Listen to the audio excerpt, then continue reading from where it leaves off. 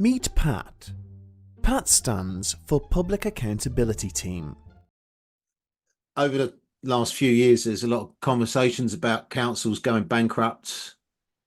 Obviously we know that lots of these councils in financial difficulty for one reason or another.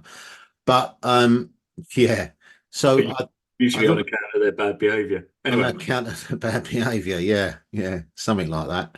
I just want to let's just have a little quick look. First of all, how many councils that consists of. And you can go and find this on Wikipedia, right? I'll put the link in the description. So at the moment, what we've got, we're not worried about all of this lot. We'll start from about 2020. We've got 1, 2, 3, 4, 5. There's 8 councils that are in this particular situation, which we're gonna explain what that consists of. And it's called a Section 114 notice. And Lance, you've got the other. Do you want to share the screen on that, or do you want me to share the screen on the other one? Do you want to just put up Oldham, because Oldham's is the shortest version of it. So we got a definition of a Section 114 notice. Isn't it strange, Lance, that for us, a bankruptcy consists of that's your lot. You're not going to trade anymore. Yeah, you basically the rug pulled out from underneath you, either on either at a professional level in your business or at a personal level. You're suspended from all sorts of activity. Can't be a director for 7 years or whatever the nonsense is. But basically you're put into the sin bin without and there's very few ways out of it. You've just got to pay your penance and basically go and live under a stone for whatever length of time.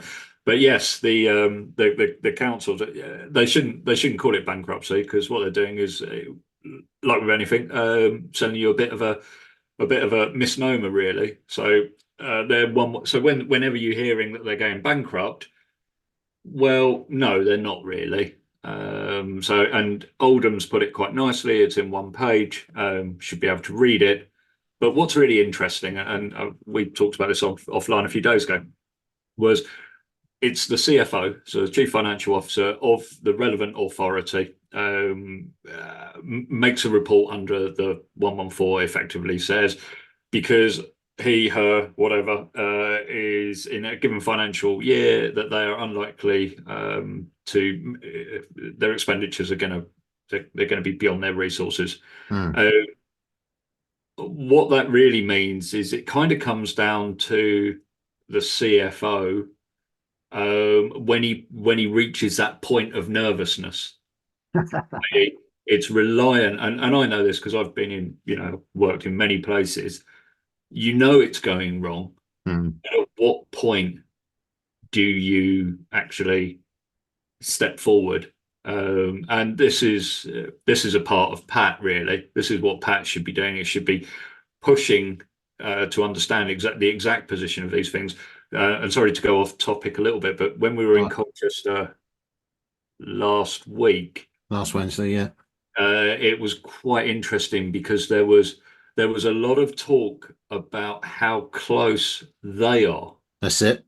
It was completely new, because the amusing thing, when we watched the Essex County Council pulling up all of the local authorities and kind of slapping themselves on the back and saying, look at us, we're brilliant, we haven't been caught out, is the truth.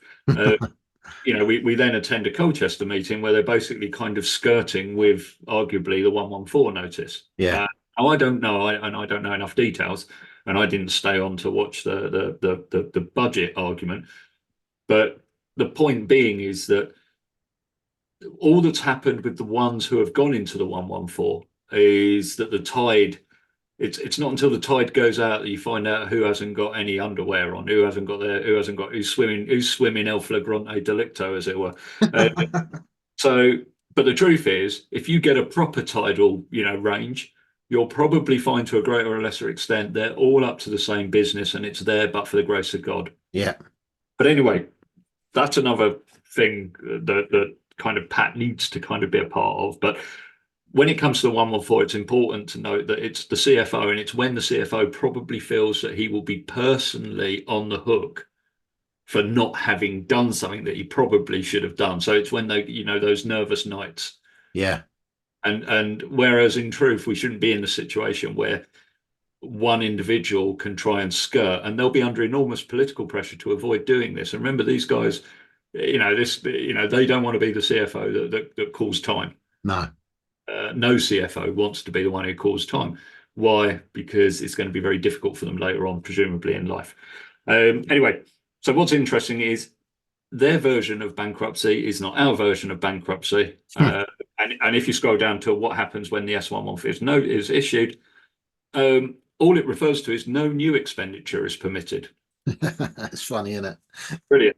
Okay, so basically, it's right. We're gonna shut down in terms of new expenditure, and so with the exception, and this is the brilliant bit, the funding statutory services. Obviously, you can understand that, which includes amongst a whole host of other things, safeguarding, and then it says, however, existing commitments and contracts will continue to be honoured, which basically means everything continues. Yeah.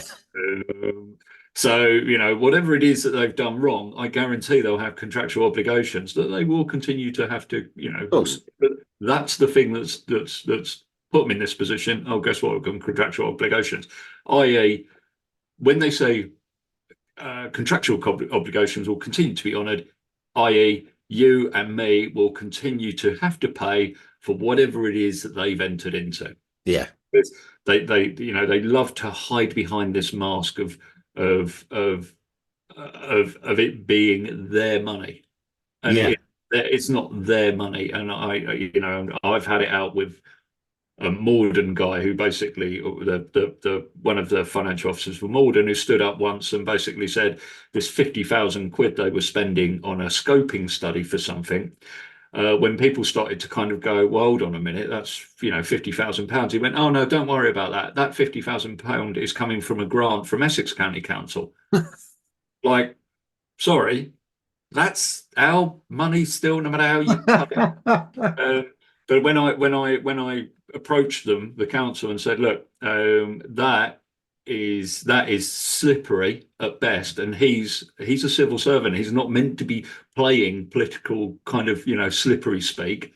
Trying to defend one pot of money that's public money and say, oh, don't worry about it because it's not this particular pot of public money.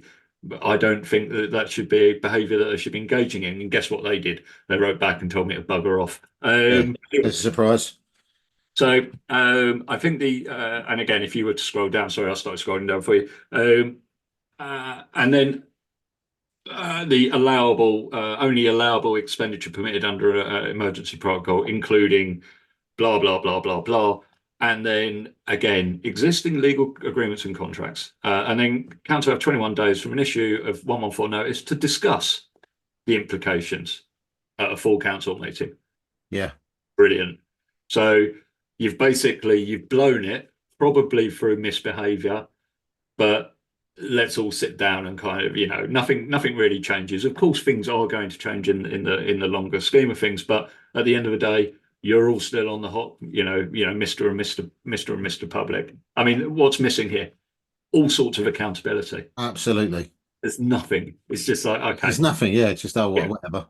Yeah, exactly. And what will happen, as happens everywhere, is there'll just be a changing in the seats, i.e., I don't doubt that the chief exec or whatever, the local political mandarin, the slippery-tongued eel might conceivably fall on his or her sword.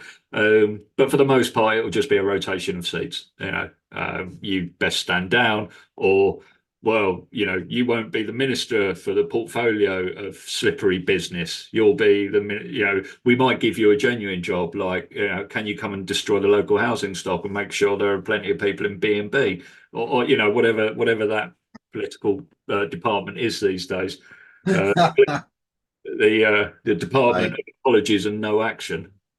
I'll have to think what these acronyms come out as, because some of them might be actually quite good. But the point being is, whenever you see a council saying in the papers or whatever, oh, we're bankrupt. Nah, sorry. It's just rubbish. You shouldn't worry about it. I mean, it just means that you're gonna continue paying, no matter what. Like I say, through the nose. Yeah, I like it. Yeah, through the nose. Yeah, totally. Not much more to really explain on that. Uh,